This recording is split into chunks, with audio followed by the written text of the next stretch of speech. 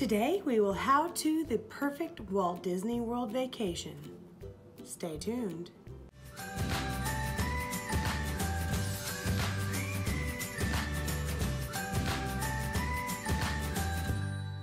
Howdy, how-tooligans.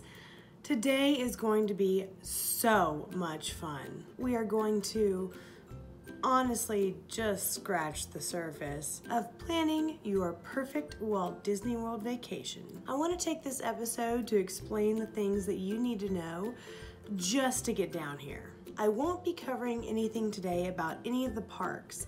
This is simply going to be the when, where, and how to do your vacation. But first, please do hit the subscribe button and the bell for notifications on when I post new content. And comment below to let me know any questions you have about planning a Disney vacation or how your planning experience is going. As someone who was born Disney and raised Disney, I've spent many days of my life at Disney World. Probably comparable to those that actually live in Florida. Now, obviously, I can't fit all the information into planning a Disney vacation into one episode, unless you want to just sit around watching until your eyes roll back in your head. But I will hopefully be making it easier for those of you planning your first trip down to Disney World, or those who simply just aren't as seasoned as I am. I'll also be providing you a copy of my official Walt Disney World itinerary, complete with day-to-day outfits, day-to-day plans, and packing list for a perfect 5-day vacation. Make sure to download your copy on my website. Now, I want you to take a few moments to consider a few things first. Go ahead and close your eyes and drift away. Think about yourself and your friends and family that may be traveling with you on your trip. Deep breath, people, and no peeking. First of all, are you and/or the majority of your party comfortable walking for long periods of time? You'll be able to rent scooters and wheelchairs and of course strollers, but it really helps to have 2 people that can walk the entire day, especially if pushing a wheelchair or stroller is required. Secondly, are you comfortable with warmer and more humid weather? The Orlando and Kissimmee areas are known for their hot, humid weather. I'll go into more detail about the weather and how to handle it in the parks episodes, but you'll need to pack accordingly, and it will impact the when of your trip. Thirdly, are you or anyone in your party claustrophobic, anoclophobic, which means you have a fear of large crowds, or just generally prone to overstimulation? I might say to you that theme parks in general might not be the best option for you as a vacation. This is not a question that's specifically geared toward Disney. Like the other two, it's more so theme parks in general, because I want you to make sure you're gonna enjoy your time. Okay, pop quiz over.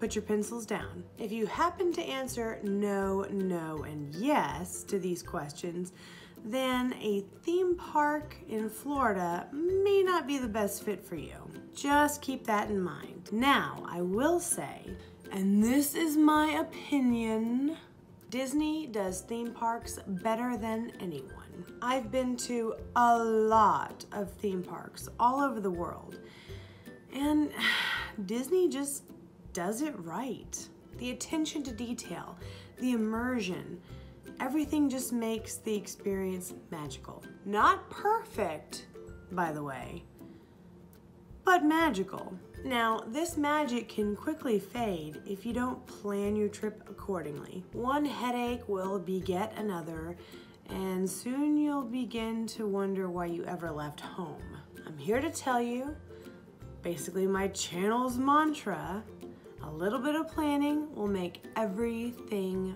better. So, without further ado, let's get started. When you plan a Walt Disney World vacay, makes a lot of difference how you plan. Step 1, When to visit the happiest place on earth. By the way, I happen to be getting over a cold right now, so I do apologize for the Janis Joplin-esque voice that I have right now. If this is going to be your once in a lifetime trip, then I'm going to urge you to go ahead and hold off until the year 2021. This will be the 50th anniversary of Disney World, technically the Magic Kingdom, and all the construction that is currently going on will be completed by then. The biggest changes are currently happening at Hollywood Studios. However, at Magic Kingdom and Epcot, they're putting in Tron and Guardians of the Galaxy respectively. Also, a sky gondola system is being built right now that will connect the Art of Animation, Pop Century, and Caribbean resorts to Disney's Hollywood Studios and the International Gateway at Epcot. Most of these construction changes are planned to be completed by the beginning of 2020. But if you do happen to wait until 2021, there'll be a lot of extra shows, fireworks, parades that are specifically geared toward the 50th anniversary. So keep that in mind. Remember when I asked if you could handle some heat? I'm going to be putting a graph up now. This graph shows you the average temps per month for the year of 2017 in the Orlando area. I'll also put the chart up showing you the highs and lows per month in the Orlando area so you can kind of see the exact number. Most northerners for the US aren't really comfortable in 100-degree weather. And likewise, most southerners can't really stand nights in the 50s. So yeah, decide what temperature range feels most comfortable to you and your party. Next, you will need to check the Disney World calendar of events to see if there's any special things happening that you want to attend or avoid. Run Disney Marathon events happen early January, late February, late April, and early November. From late February to late March, the Atlanta Braves are at the ESPN Wide World of Sports complex for spring training. From March to May, Epcot hosts the International Flower and Garden Festival. Mickey's Not So Scary Halloween Party runs select nights from late August until November 1st. The Epcot International Food and Wine Festival runs from the end of August until about mid-November. From early November to late December, Magic Kingdom hosts Mickey's Very Merry Christmas Party. And Holidays Around the World at Epcot runs from late November to late December. Did I forget any that belong on the list? Let me know in the comments below.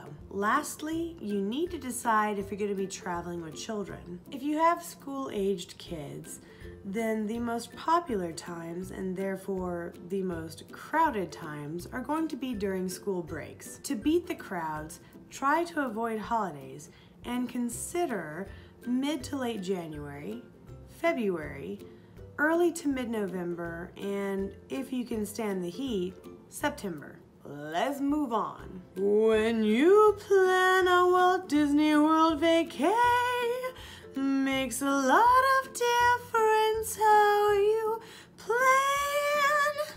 Step 2, how long to visit the happiest place on earth. This is going to go back to the kind of Disney vacation that you're planning. If this is going to be one of those once-in-a-lifetime kind of trips, then I really recommend you spend 6 to 7 days so that you can fully enjoy everything. Remember, there are 4 theme parks, 2 water parks, and tons of stuff to do at the resorts, like dinner shows and other events. If you've never been to Disney World and you're not quite ready for the 4 to 5 miles a day that you're going to be walking, then I suggest breaking your days into half or 3/4 days with a couple of days where you return to your favorite parks. It'll be easier to spread out your Fastpasses that way and give you some much needed downtime. If you happen to be a seasoned veteran or you just have been to Disney World before, then I suggest like a 5-day trip. This can be grueling with all the walking, but I like to hit each theme park one time and Magic Kingdom twice for our daughters. I actually overheard some people saying that it was day 1 of their 14-day vacation. I can't even imagine being at Disney World that long. I love Disney, but I'd rather stay on the island from the movie Castaway with Wilson as my only companion for 2 weeks than do it at Disney. With everything there is to do at Walt Disney World, you're gonna get overstimulated. When you plan a Walt Disney World vacay, makes a lot of difference how you plan. Step 3, where to stay at the happiest place on earth. Okay, there are literally tons of resorts and hotels in the Lake Buena Vista area around Disney World. I, however, will strongly recommend you try to stay on property. Not only are there several perks to staying on property, but the same Disney magic theming that's in the parks carries on in the resorts as well. Let me pause here. In case you don't know, the thing that sets Disney apart from other amusement parks is the theming. Walt Disney went above and beyond, making Disneyland and Disney World immersive lands of adventure, the great frontier, fantasy, and tomorrow. This same kind of attention to detail is seen throughout all the resorts, so I think it's really worth it. Other perks are listed here. 60 days early Fastpass booking. This will come in handy to get the most desirable Fastpasses in the parks. Don't know what a Fastpass is? I'll cover all of that and the rides that you definitely want to get Fastpasses for in the next 2 episodes. Extra magic hours. Disney will alternate between extra magic hours before the park opens, or rope drop as it's known, and extra magic hours at the end of the day. They also alternate which parks have extra magic hours on which day, which will help you plan which park you're going to go to on what day, which will help you down the line. Free magic bands. This is a good perk. The magic band system is so much easier than carrying around a park ticket, and it's a lot safer too. I can't tell you how many toddlers I've seen walking around after just getting into the park holding their park ticket, because toddlers never drop things for the fun of it. Never. Especially if you're not watching them. Nope.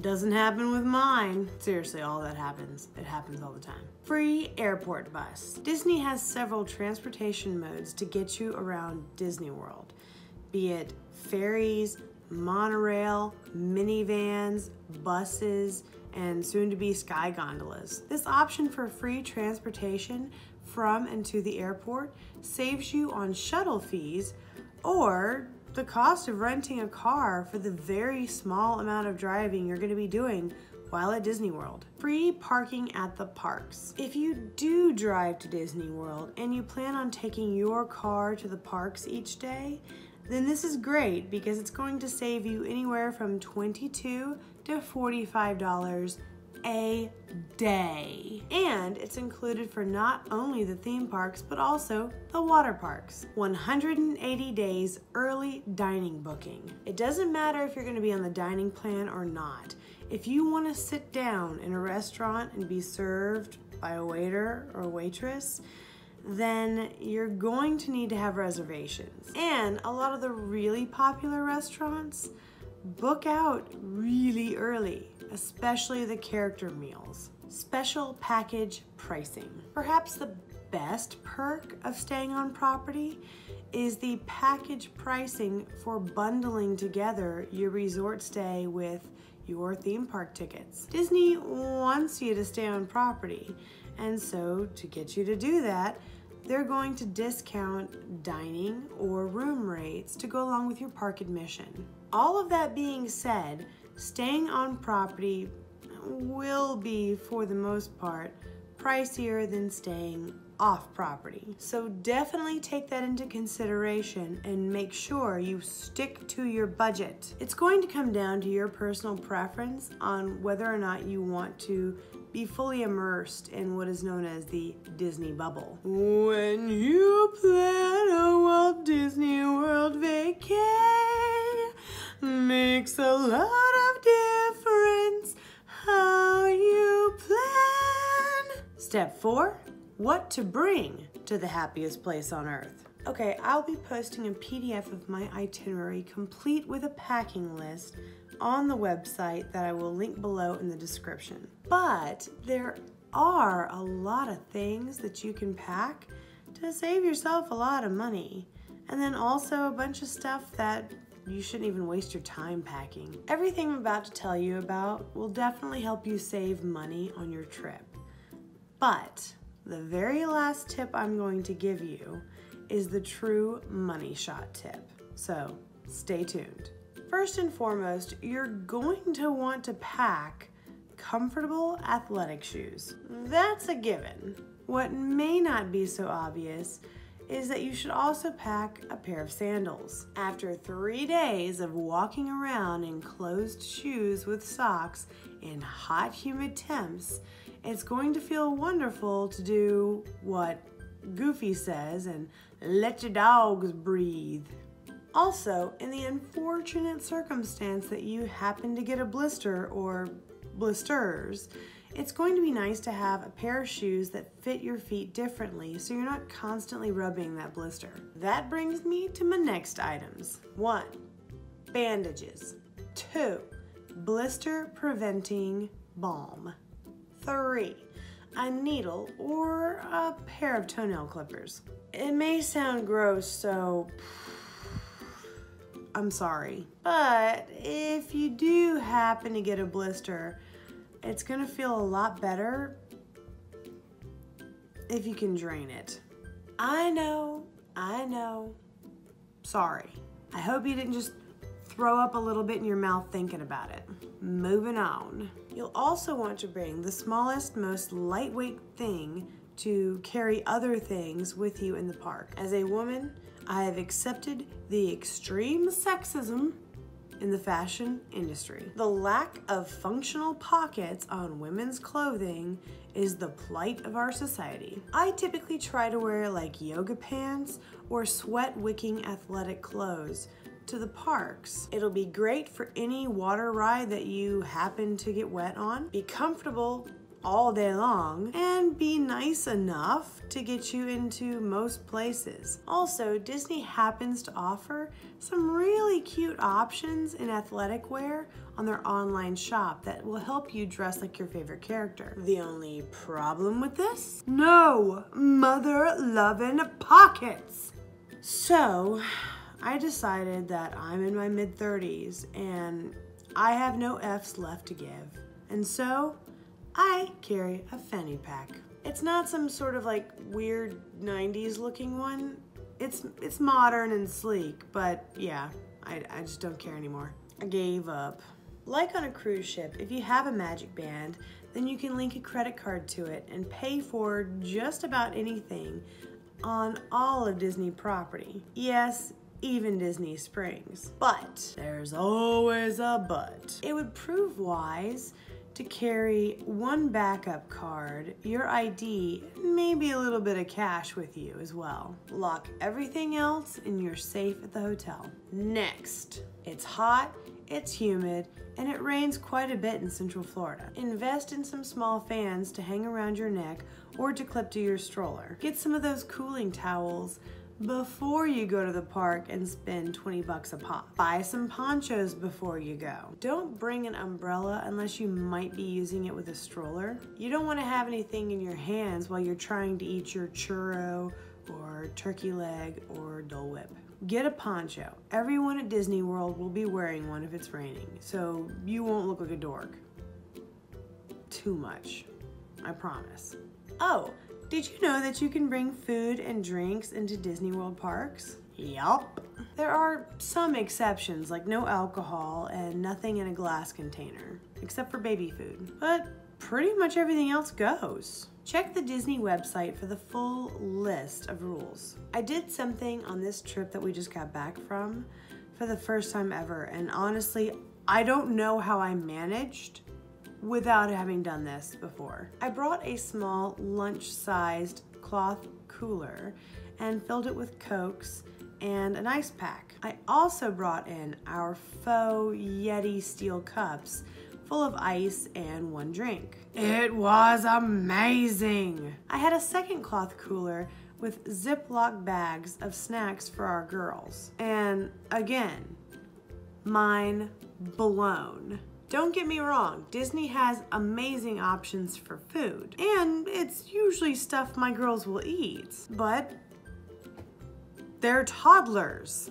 Day 1 and 2, they would eat nothing but goldfish.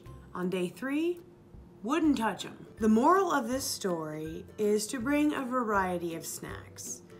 Or, if you really want to save some money, bring stuff to make sandwiches. Another thing to note is Disney World Parks will provide you with a free glass of ice or ice water at any quick service location. Use it to refresh the ice in your steel cup.